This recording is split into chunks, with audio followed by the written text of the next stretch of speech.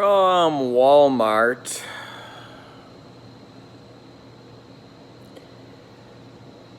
I'm there today.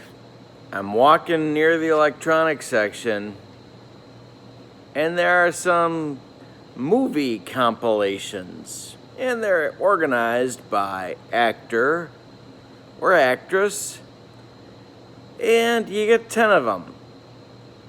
10 movies for each actor or actress. Does Tom Cruise really need a 10-pack of movies?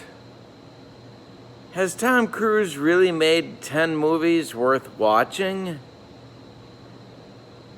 Does anybody need 10 Tom Cruise movies?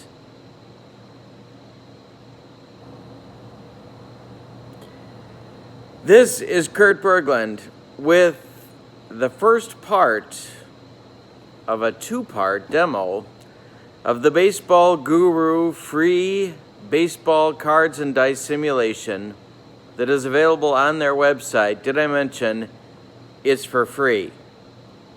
There are about a dozen teams that you can download, also free.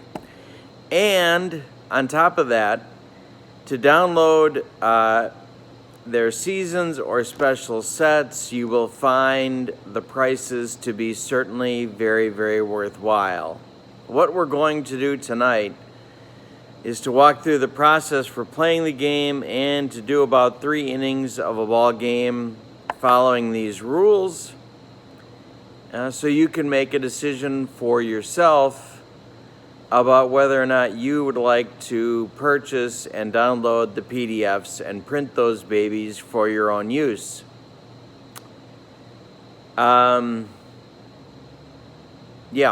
So before we get to that, let's show you some of the logistics that I talked about in my other video, but we're going to go over in some detail in the setup process for the 3 innings we'll play tonight. When you download the Baseball Guru instructions, this is what you get. You get 1 page, both sides, 2 pages, both sides, 3 pages, both sides, and the very start of a 4th page, and this is it. So the instructions take basically 3 sheets of paper, both sides. Now, having said that, on the instructions, almost a full sheet, a full side of paper is about making your own league. So if you can handle that on your own, you're really down to 5 sides of paper that you need to read or look at before you're ready to play. So it's pretty much print and play. The charts for the game are the rest of your download. They go on pages like this. This is 1 sheet. A 2nd sheet, but this has a baseball diamond on it, so it doesn't, I'm not counting it. So we have 3 sides of paper, and now we have 5 sides of paper. So we have 5 sides of paper for instructions and 5 sides of paper for charts. And that's it, and you're ready to play. What you need for the game are 3 D6s, or as I call them, red, white, and bleh. The 2 teams I've printed are the same ones I showed you last week. They are the 1996 New York Yankees, the World Series champions, and the World Series losers in 1996, the Atlanta Braves. So what I'm going to do is to show you how to read one of these cards for both the pitcher and the hitter, and I'm going to show you how to set up your lineup sheet in a way that I think will be helpful, and then we'll get rolling. So let's get to the cards. These are the cards for Baseball Guru. So we're going to look at first the hitter's card, which in this case is Tim Raines, and then we'll do the pitcher card. Each card in the upper left corner is set up for rotisserie or draft style baseball, where you can know their salary going into it. And there's a whole system for setting that up. If you've played fantasy or rotisserie baseball, you kind of get the drift, but it's a salary system. Excuse me, too much vaping. Then you get the team, year, and name, the player name, and position. Now this tells us that he is neither a plus or minus outfielder, and that's going to be important in just a few minutes. Excuse me. Each player is rated, even the pitchers, for steal, run, and power. These could come up later. They're also rated for pressure. And then there are some very, very basic stats and an injury possibility rating. All of these are for times reaching base or a strikeout. The roles we will go over as soon as we start the game, but basically this is the hitters. The rows are for hitters. The columns tell you are for the pitcher. All right, so if we look at Maddox, for example, he also gets a dollar figure for his salary. 96 Braves, he's the pitcher. You could get a relief pitcher, or you could get both a starting and relief pitcher designation here. This is Maddox's batter card. He is rated also for steal, run, and power, and dealing with pressure. These are his pitcher ratings, B, C, and A, and 8 innings pitched.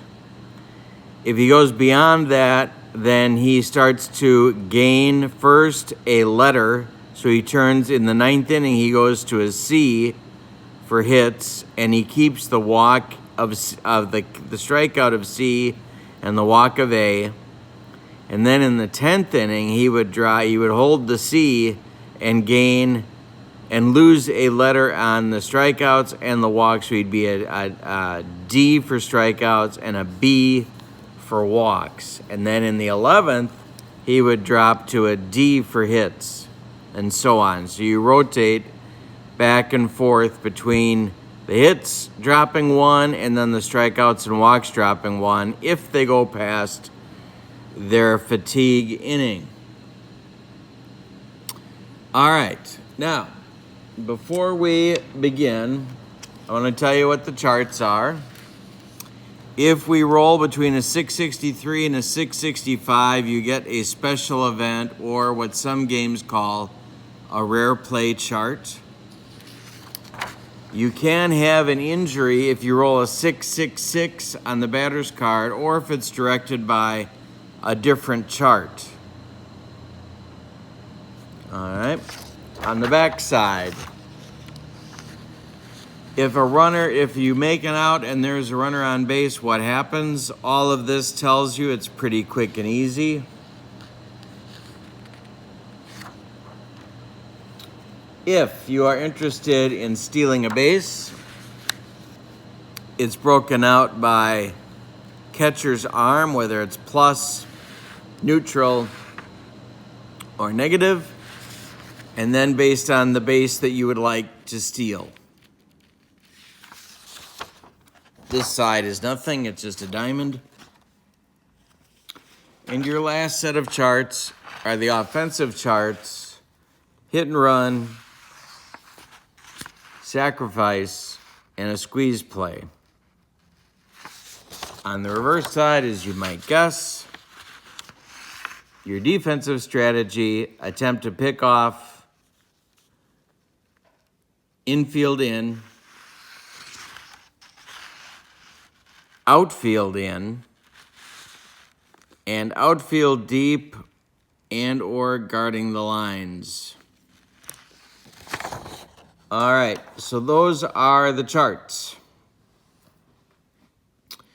Now, before we begin the game, one of the things that's helpful, I have learned in the couple games that I've played here, is if you do your infield and outfield ratings. How do you do that? Well, I'm holding in my hand the Atlanta Braves. So let's start with the outfield. The outfield ratings. I'm looking for an outfielder with a plus or a minus. An outfield with nothing next to him is a 0. So Grissom is in center, although it doesn't matter where you play these guys. Jermaine Dye is in left. His arm is a minus. I'm making note of that on my scorecard, but he's a 0. And Justice is a 0. He's in right. So the 3 Atlanta outfielders are all 0s. That means that you do not add or subtract from the roles for their outfield play. They're neutral. Now let's see if it's true for the infield. The infielders I'm starting in this game are Jeff Blauser at short. He's nothing, but he's a minus on the double play. We're going to come back to that in a minute. Chipper Jones is at third. He's neutral. Fred McGriff is at first. He's neutral. Mark Lemke is at second. He gets a plus. So the infield is a +1 because we have 3 neutrals and 1 positive, so the +1. So this will subtract from the Yankees' base hits. But if we look at the double play ratings, we have a minus double play for Blauser. We have a minus double play for Chipper Jones. And so what that does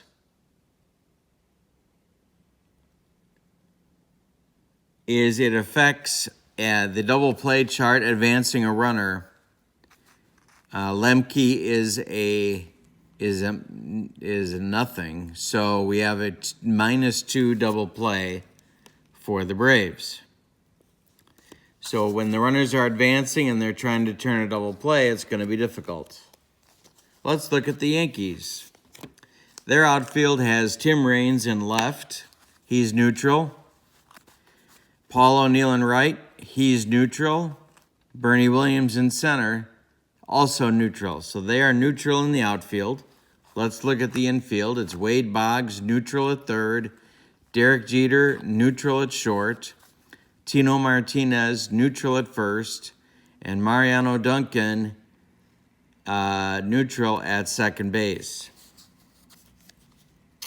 And that's it. So the Yankees in the infield and in the outfield and at double play are all neutral. All right, so we know that going in. Now what I've done is to mark that on my scorecard.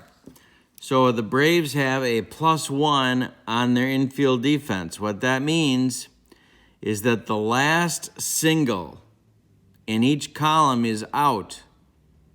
So this means that for Raines, against an A hit pitcher, he'd go to 122 to 151. The 152 would be an out. 131 to 212. The 13 would be an out. 132 to 222. The 222 would be an out. It would just go to 221. Against a D pitcher, 141 to 235 changes to 234, and the 35 becomes an out. And against an E pitcher, 153 and 263. 263 becomes the out. The range goes only to 262. Now, the instructions tell us that a D rating is the league average. It also tells us that E is not terrible. There are special adjustments for 2 more ratings, and that is if a pitcher is rated an F, and they can be, that creates a new column, and there's ways to handle that. Or they could also be rated an A+. So there are 5 ratings here, but then there are 2 additional ratings, which are just modifications from the A and the E. And if we run across an A+ pitcher or an F pitcher, we will deal with that at that time. That is it. We are ready to start Baseball Guru Baseball. So Tim Raines stands in against Greg Maddux. We're going to read the dice the same way every time. Red first, white second, and bleh third. So it's red, white, and bleh. The pitch to Raines, and we are underway from, let me make sure we're in the sight here of the camera. There we go. All right, so we have a 232. So for this, first thing we're doing is we're finding it on the card. And there are none. There's nothing in the A column, so a hit can't be affected. There's nothing in the... There's no strikeouts I'm seeing. No error. No walks.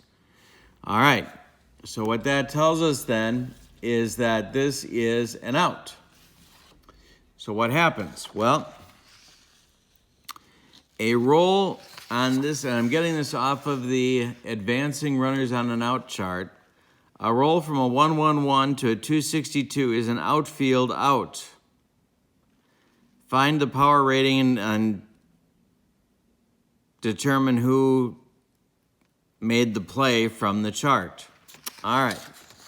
So the power rating, we have a 232, so we're in the outfield out range.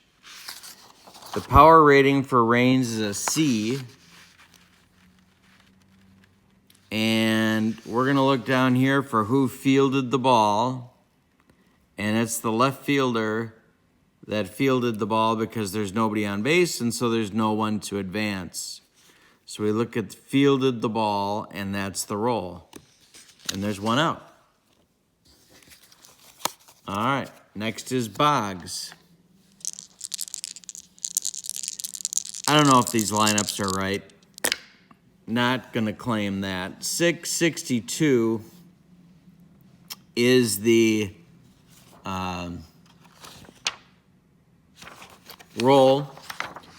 Now, we just missed a special event because that would be 663. So I'm just filling you in on that one. But we missed it. So we're back to advancing a runner and an out. Who fielded the ball?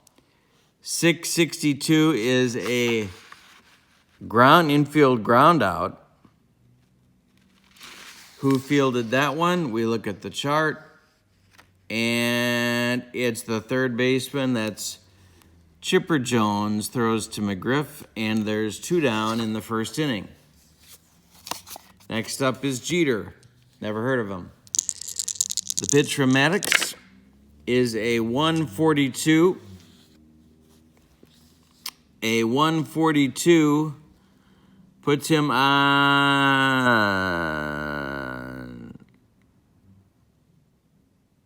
the B column for a hit. We look down the B column for Maddux, and that lands in the single chart. And so Jeter is aboard with a single because Maddux is a B when it comes to hits. And that's how you tell if you got a hit. Now, we're going to steal a base, so you see how to do that.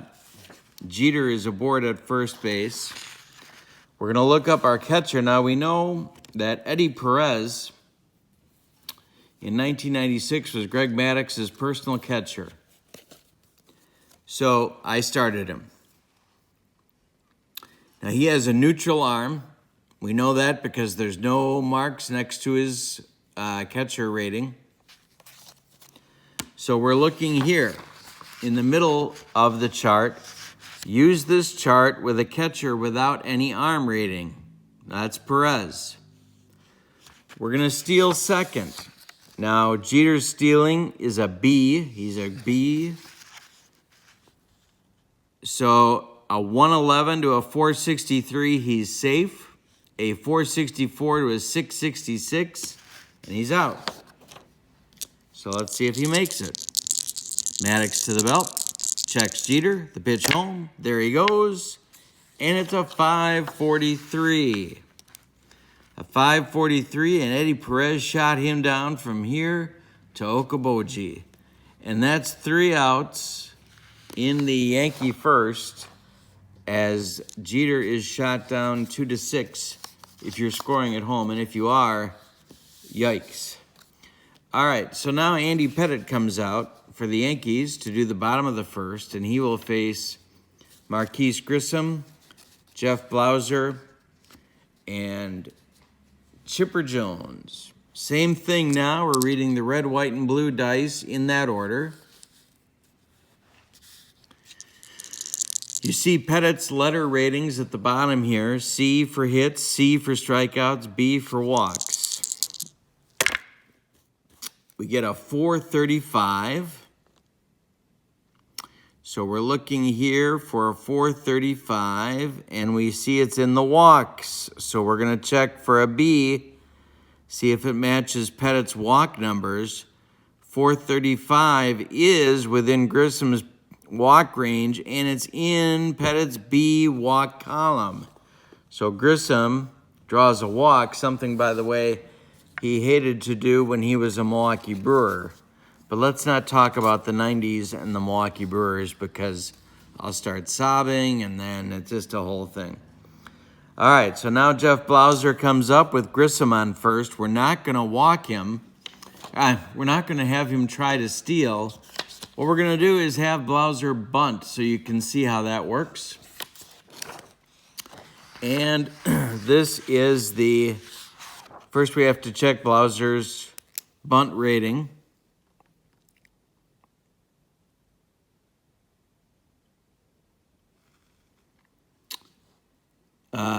And to do that, we check the run rating of the batter.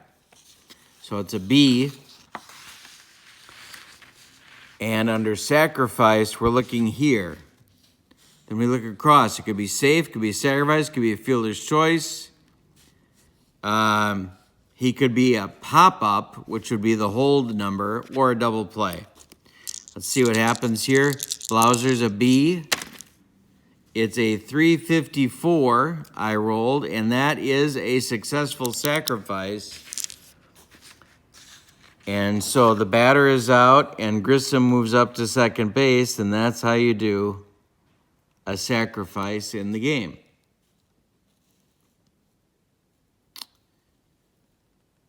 Alrighty.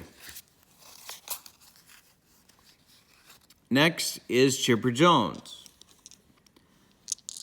Grissom's on second.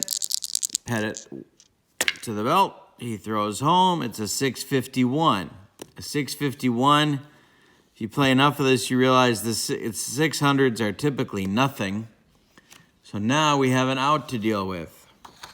How does the runner advance? Well, a roll from a 325 to a 666 is an infield ground out. So now we look at the batter's running rating. And Chipper is a C runner. We rolled a 651, and runner's not forced because Grissom's on second. He holds. Okay, so actually the 651, if we look down here, goes to the third baseman. And so Boggs fields it, checks Grissom at second, and makes the throw to Tino Martinez for the out. So Grissom holds at second. Now it's McGriff. Pettitte to the belt, checks Grissom. The pitch home to McGriff is a 522. 522, we're in the walk zone, but Pettit is a B. So we look here and it doesn't go deep enough, so it's an out. But where is it an out?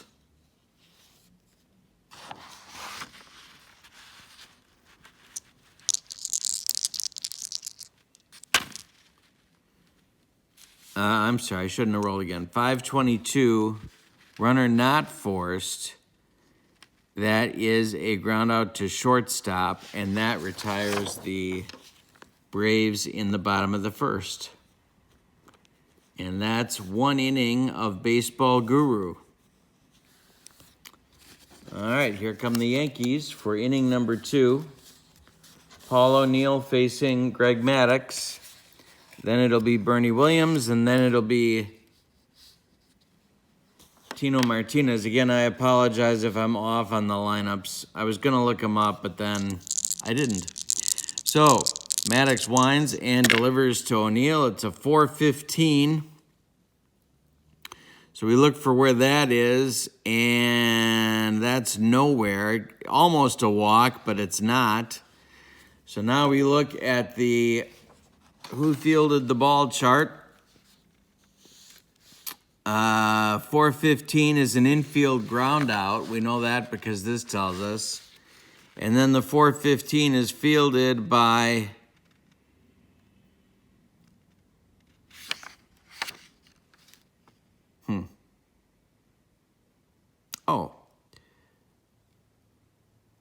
it's popped up. It's a pop-up to Blauser, and there's one gone.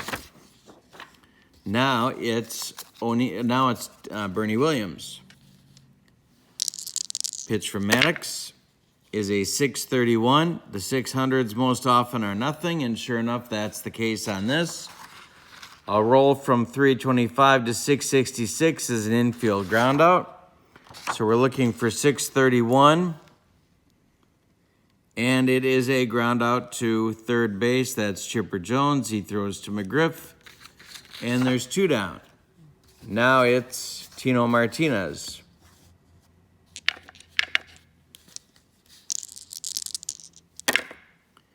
.513 puts us maybe in a walk range.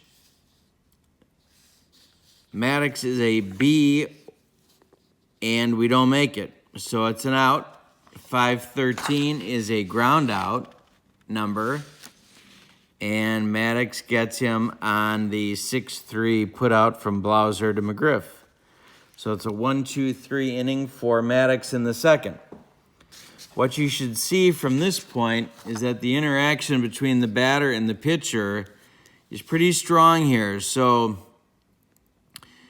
for example, I had a 513 on this roll. Because Maddux has good control, he gets a B rating for walks. But notice what happens if you're a D or an E pitcher, Tino draws a walk. So good pitchers keep batters from reaching base, and it's not just an accident. It's because of the ratings that are on the pitcher's card. All right, bottom of the second. Here comes the Braves, and it'll be Dye, and then Justice, and then Lemke. Pitch to Jermaine is a 6-12, still nothing. It's a ground out on the infield, and it's a ground out to Wade Boggs. He throws to Martinez, and there's one gone. Now it's Justice.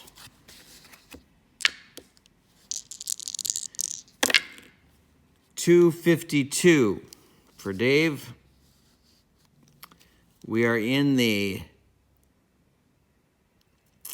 error range.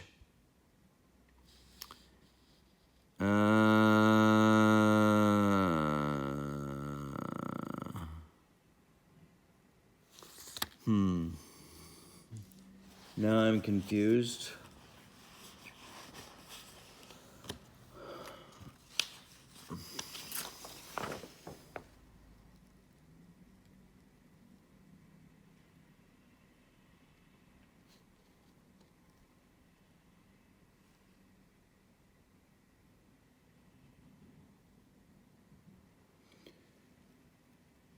All right.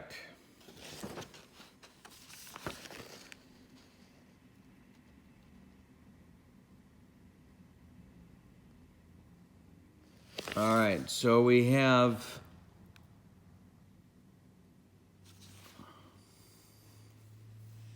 okay, the error is one base. We determine who that is by who fielded the ball. So that is a shortstop error.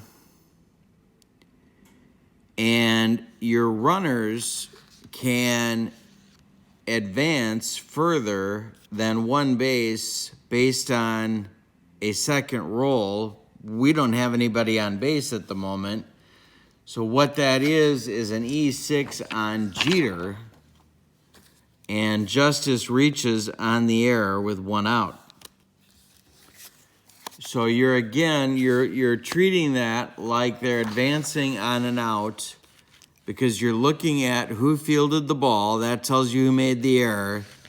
And then you can determine if there's someone on, you use these charts to determine do they go another base or not? Does the base runner go another base?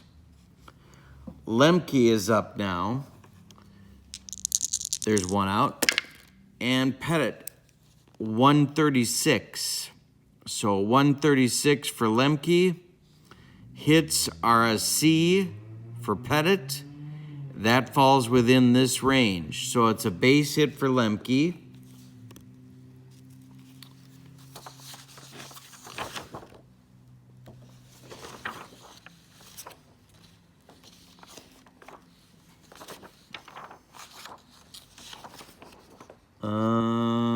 Okay, so here we go.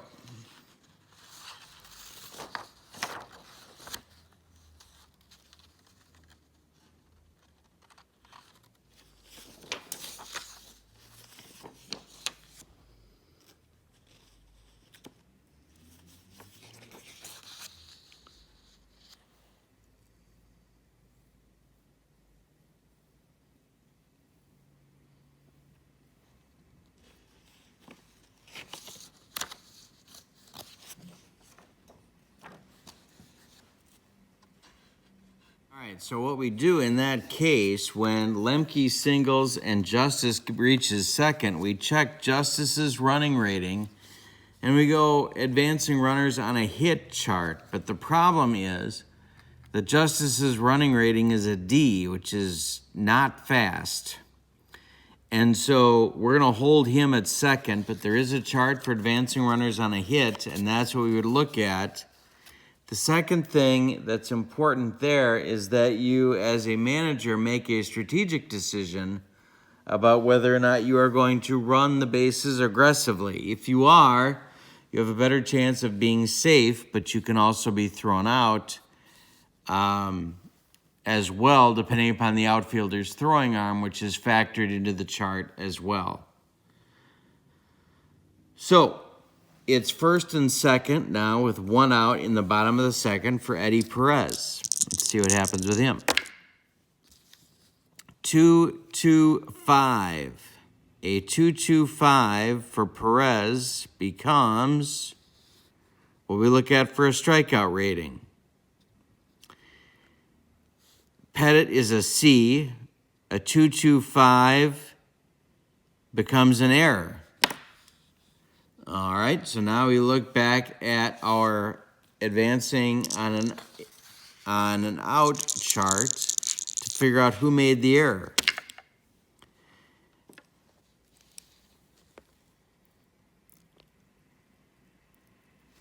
We used the original roll. 2-2-5 is an outfield out. 2-2-5 is an error by the left fielder. That's Raines who makes the mistake. And now we can try and advance. So Justice is on second. His running rating, he's not forced. He's a D.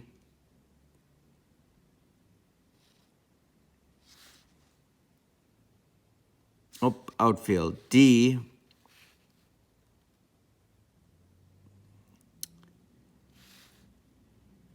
Yeah, and there's no sense in going here. All right, All right, so we're loaded now for Maddox.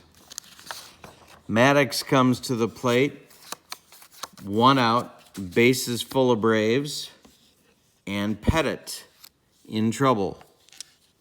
We're gonna play the infield in to show you what that looks like. And we're gonna say that we're running aggressively for the Braves with 1 out. Contact play is on. So here's the infield in. But first we've got, and this is the results for running aggressively. All right, the runner on third is Justice. He's a D. And notice that if you run conservatively, your results will be very, very different. All right, so if the ball's hit to the infield, we will look to that chart. Maddox swings away. It's a 2-5-2 for Maddox. On his, we have a C strikeout range, and Maddox strikes out. Now it's Grissom. 2 outs, bases dripping. Pettit's pitch is a 3-15. A 3-15 becomes nothing. So it's going to be an out. Who makes the out?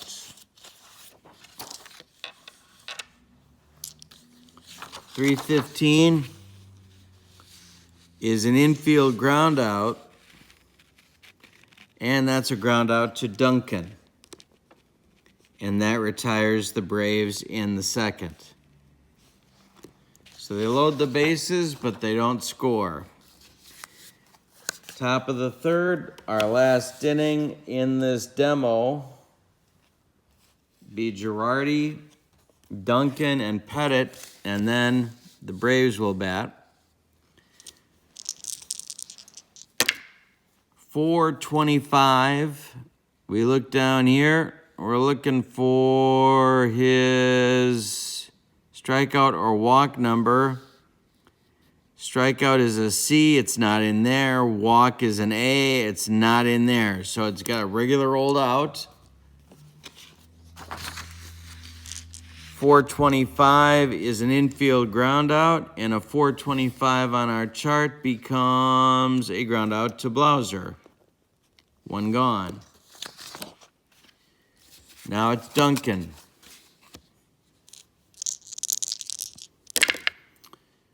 5:22. Oh, I'm sorry, 5:11. 5:11. Looking on Duncan's card, it's nothing.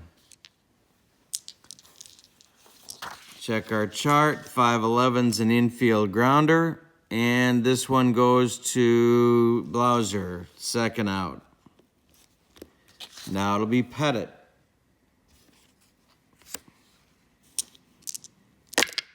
$146. 146.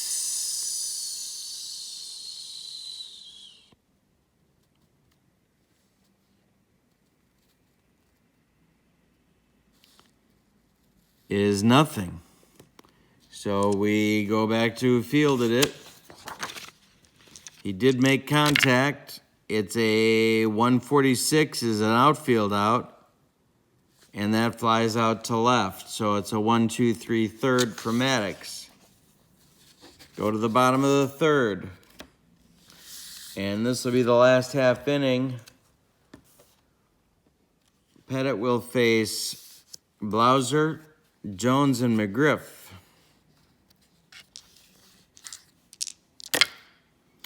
$5.24. If Pettit was a D for walks, that would be a walk, but he's not, so it's nothing. Pettit's walk letter is a B, so that's nothing. $5.24 for Blauser is an infield out. And that becomes a ground out to Jeter. Next is Chipper Jones.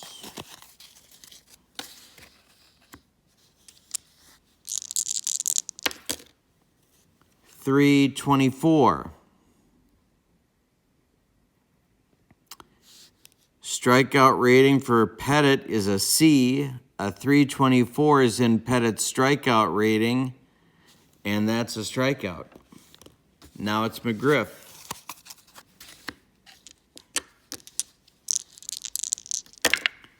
.455 is a walk, maybe. Walk letter is a B. It is a walk. McGriff draws a walk off Pettit, and with 2 outs, he's down at first base for Jermaine Dye.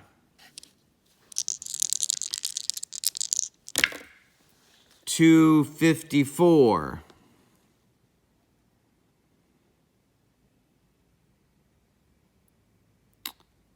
is nothing. So we go to the out chart. It's an outfield out. Oops, 254, sorry, left field, didn't need to re-roll. Fly out to left. All right, so let's pull this together a little bit. I got a little confused by the charts and when you refer to the outs and the hits and a base runner advancement, but all that could be pretty quickly ironed out with a little more experience with the game. If you appreciate and place a value on the pitcher being able to shut the batter down from being able to do certain things, what some people call batter-pitcher interaction, this game, I think, is one you might like. There are no lefty-righty splits, and there are, as far as I can tell, 24 players printed per team.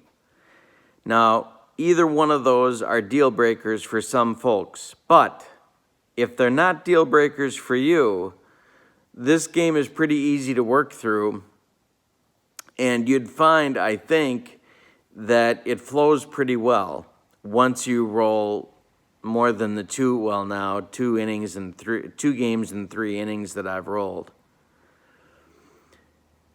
I did not use, but there is a section on the pressure part of each player's card, and that does affect outcomes based on their pressure, their ability to deal with pressure.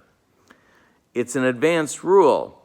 So if you don't think that plays a role in baseball, and I know that sabermetrically there's a variety of opinions about that, you don't have to use it. So if you look, for instance, on David Cone at the bottom of his card here, it says the pressure for him, his pressure rating is standard. Well, you don't have to use that. It's an advanced rule, and you can get around it if you want to. However, one of the advantages, it seems to me, of Baseball Guru is that there are a lot of strategic options. Are you going to play the infield in or back? Are you going to hit and run? Are you going to bunt? That stuff's normal. Guarding the lines isn't. Running aggressively or conservatively isn't. You don't find that in other games. And so there's a layer of strategic options in the game, even though there are not lefty-righty splits. There's a layer of strategic options that some people might enjoy. That's my report for your walkthrough of a 3-inning game, 3-inning demo of Baseball Guru. If you'd like me to see me do 9 innings, probably more smoothly than this just went, let me know in the comments below. Also, don't forget to subscribe to my channel. Got a ton more stuff coming in the rest of this month, demos and new features coming next month, and I appreciate your subscription. Thank you so much. So long, everybody.